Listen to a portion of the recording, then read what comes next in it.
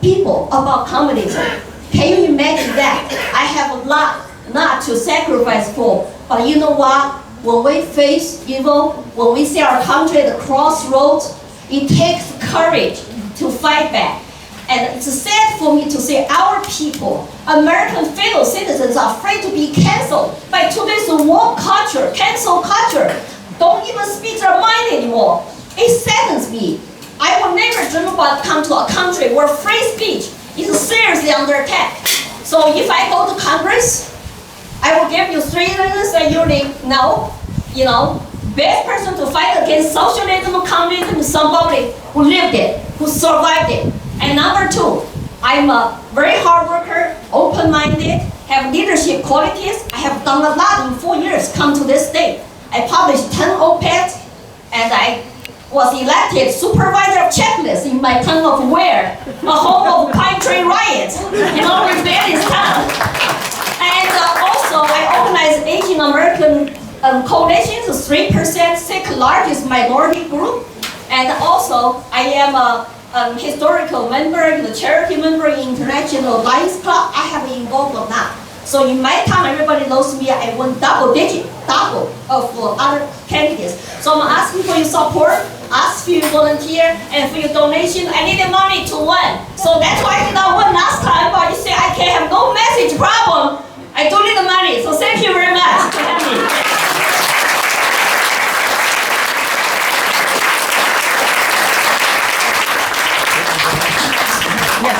So the funny thing about Democrats is, in my opinion, is they're some of the biggest hypocrites that I've ever come across. So small hypocrites too in there. Yeah, there's some small ones in there too. But take for a fact they talk about how they're the party of diversity and how they have to hire and elect more people of color and minorities, and how the liberal women are talking about we don't want old white men to decide what happens to our bodies. So then you have a recall election out in California, and who do they elect? The white guy.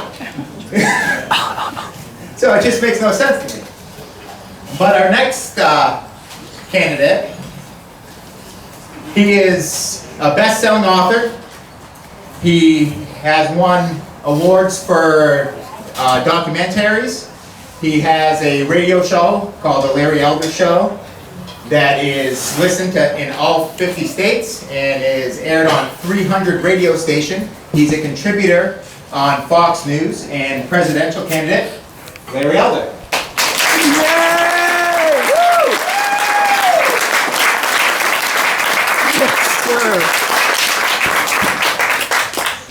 I gotta follow Lily. I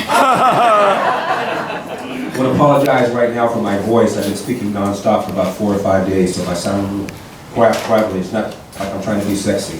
I am running for President of the United States. Let me get this out right away. I need to have 40,000 individual donations in order to qualify for that first debate, which takes place in Milwaukee on August 23rd. The cutoff date is August 21. We're around 10,000 donations short. The donation can be as small as $1. The amount of money is not important. What's important is the number of donations of individual donors. So I'm about 10,000 short. So go to my website, LarryElder.com, $1. I know all of you here collectively have way more than 40,000 friends. So tell your 40,000 friends to go to LarryElder.com and contribute $1 to get me up there in that debate stage. I am running as an America First MAGA guy. Well, Larry, we have an America First MAGA guy running. He's got a huge lead. Why then should people pay attention to you? And the answer is this. There are a handful of issues that I feel passionate about, that I feel our side does not talk enough about, if at all. For the life of me, I don't know why. The number one social problem in America, far and away, is the epidemic, not of COVID, of fatherlessness. 40,000 American kids now enter the world without a father in the home, married to the mother. That's up threefold from 1965. 70% of black kids today enter the world without a father in the home, married to the mother, up from 25% back in 1965. Now 25% of white kids enter the world without a father in the home, married to the mother. And the stats are clear. Even Barack Obama once quoted, if you're raised without a father, you're 5 times more likely to be poor, and commit crime. 9 times more likely to drop out of school, and 20 times more likely to end up in jail. What's happened? In the mid-60s, Lyndon Johnson, I think with the best of intentions, launched what he called the War on Poverty. And since then, we have incentivized women to marry the government and incentivized men to abandon their financial and moral responsibility. And nobody is talking about this. And for the people that are bothered by this, when I give an interview with media, particularly black media, they're outraged by this. To them, I say this: half of all the homicide victims in this country are black, even though blacks are just 13% of the population. Almost all killed by other black, contrary to what Joe Biden said a few weeks ago at Howard, where he said the number one domestic problem, number one problem facing the homeland was white supremacy. Are you kidding me? Are you kidding me? Put in the Anti-Defamation League, they keep track of how many people are killed by extremists, no matter the race of the extremists. Last year, 25 people were killed by extremists. In 2020, almost 11,000 black homicide victims, virtually none of them killed by white supremacists. I ask you, 60% of the homicides, of the robberies, and the shootings in America are committed by black people, most often against other black people. Between the ages of 10 and 43, according to the Center for Disease Control, a young black man, aged 10 to 43, is 13 times more likely to be murdered than a young white man, same demo. Now, if not for the absence of fathers in the home of these black people, you explain to me, what is your analysis of why this is going on? Unless you're prepared to say black people are just genetically inclined to commit more crimes, you have to ask yourself what the devil is going on. And no one is talking about this. Then there is this lie that America remains systemically racist. We all know at one time it was. Today, right now, in 2023, are you kidding me? It's not only driving nonsense like reparations, which is the extraction of money from people who were never slave owners to be given to people who were never slaves. It's not only driving nonsense like race-based preferences, which has been struck down by the Supreme Court. Not only driving stuff like diversity, equity, inclusion, which is the antithesis of what MLK wanted. He wanted a colorblind society, not a color-coordinated society. It is getting people killed. How so?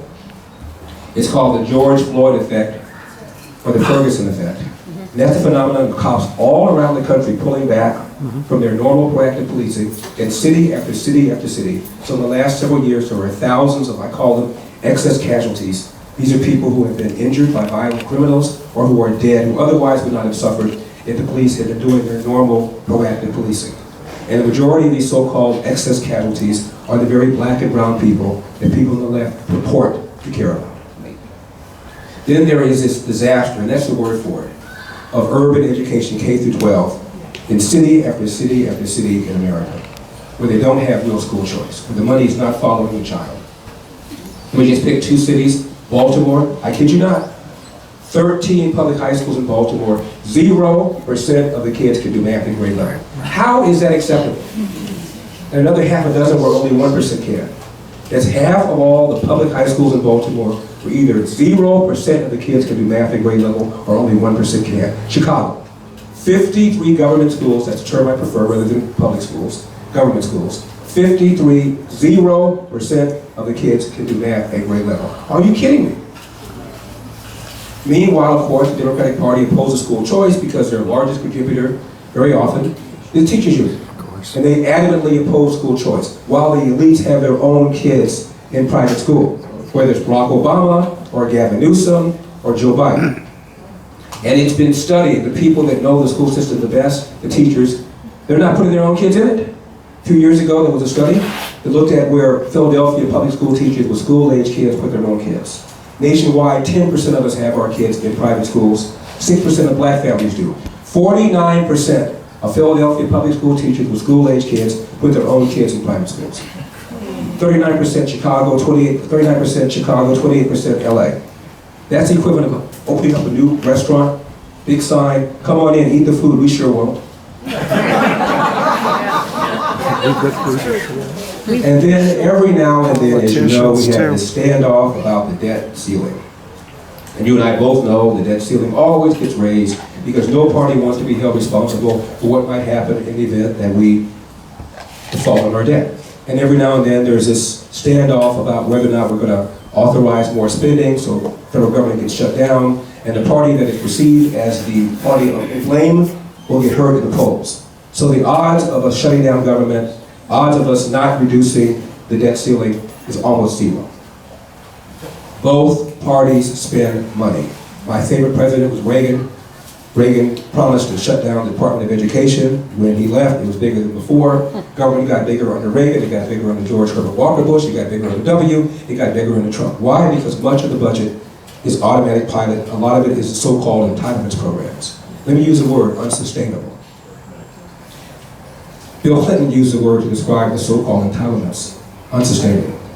Barack Obama used that word, unsustainable. Why then does nothing happen? Because most politicians, present company of course excluded, the number one goal is to get elected. Number two is to get re-elected. You do not win by promising to take stuff away. You do not win by promising to reform so-called entitlements, because the other side will accuse you of not caring about the sick, the poor, and the elderly. So nothing gets done. Our debt ceiling, our debt credit rating just got lowered. We are borrowing $5 billion a day. A day. And it gets more expensive when you lower your credit rating. The only way to limit spending is with a law, an amendment to the Constitution to fix spending to a certain percentage of the GDP. I would recommend 10%, which is half what we're spending right now. 10%, with exception for war and for natural disaster. That will require, as I said, an amendment to the Constitution. And don't think that's pie in the sky, because since the Constitution was ratified, it's been amended on average every 10 years. It takes the president from the bully pulpit to explain why this is necessary, particularly to young voters, for whom these programs will not be there unless they are dramatically reformed. We need to get rid of these soft on crime, George Soros-backed DAs. They're all over the place. In Baltimore, in Philadelphia, where the George Soros-backed DA has been impeached, but the Senate refused to take up the impeachment, so he's still there. We've had 2 attempts to recall the George Soros-backed DA in LA County, where I live. Both of those efforts have been unsuccessful. They're all over the place. And I propose on my website, larryelder.com, legislation that states can adopt so that they set up commissions of retired judges, retired DAs to hear complaints from citizens and make recommendations to remove these people who are not doing their job. The number one job of government is to protect people and property, and it is not happening. And then I will sign an executive order to stop all this graft and corruption from presidents and their families, whether that graft and corruption is Hunter Biden or whether it's the $2 billion that Jared Kushner got from the Saudis. It's all wrong. Harry Truman said, when you enter politics broke and you come out rich, you're stealing. Finally, I just want to say something quickly about why I feel so strongly about this country and why I'm doing this. My last name is Elder. My father never met his biological father. Elder was the name of some man who was in his life the longest. He was an alcoholic, he was physically abusive to his mother. And when my dad tried to stop the abuse, he would beat up my dad. His mother was illiterate. She was irresponsible. She lived off a series of men. My dad comes home at the age of 13, and he starts quarreling with his mom's then boyfriend. She sides with the boyfriend and throws my father out of the house, never to return. A black boy, Athens, Georgia, Jim Crow South, born 50 years after the Civil War. People say that so-and-so didn't have 2 nickels to rub together. My dad didn't have the first nickel. He goes down the road and he cleans up trash, cleans up the barn, does whatever he can. Ultimately, my dad became a Pullman porter on the trains. They were the largest private employer of blacks in those days. And he came all over the country. He came to this place called California, and the city called Los Angeles. And my dad was blown away. You could walk to the front door of a restaurant and get served. You could sit down and get served. My dad always had packages of crackers and tin cans of tuna, because you never knew in the South whether you'd be able to get a meal. My dad made a mental note, maybe someday I'll relocate to Los Angeles, because it was far more liberal than Athens, Georgia. Pearl Harbor, my dad joined the Marines. I asked him one time why he joined the Marines, and sir, you know what I'm going to say.